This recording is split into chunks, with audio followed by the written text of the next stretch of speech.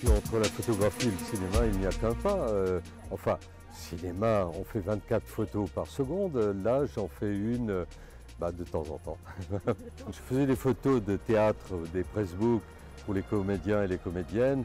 Et j'ai fait une expo au studio 28, le studio mythique qui se trouve à Montmartre et qui présentait un cinéma d'art et d'essai.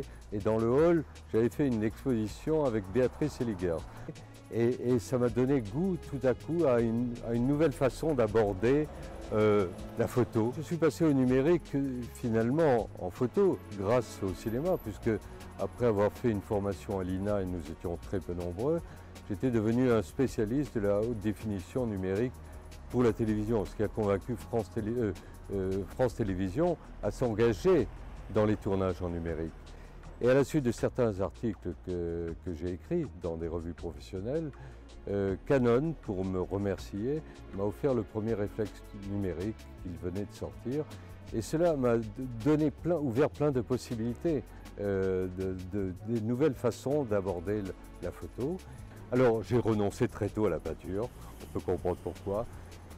J'ai pas renoncé à la mise en scène, mais j'ai été quand même écrasé par la présence de Jean Renoir.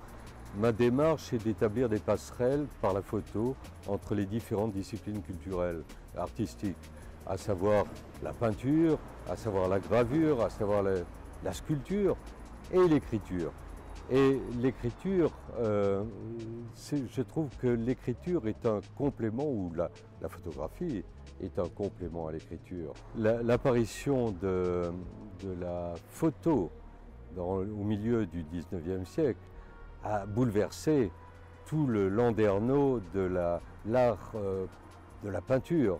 Et on fait, en l'espace de quelques secondes, parce qu'il fallait poser quelques secondes, on a un portrait de famille aussi fidèle, voire plus fidèle que celui de la peinture.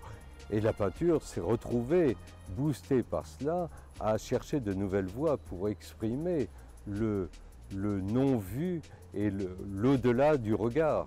Et c'est ainsi que la peinture contemporaine, la peinture abstraite, doit quelque part à l'intrusion de la photo dans le monde, dans l'environnement de l'époque.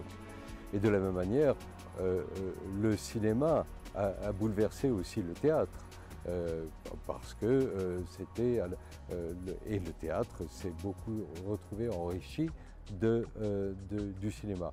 Mais tout cela n'a pas pour autant condamné ni le théâtre, ni la peinture.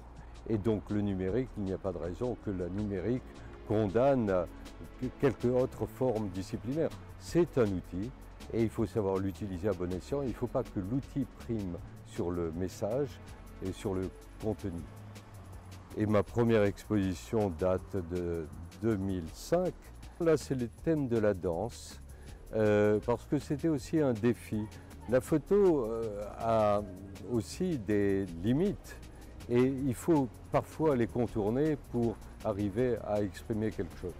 La danse, c'est avant tout le mouvement et la photo fige quelque part le mouvement.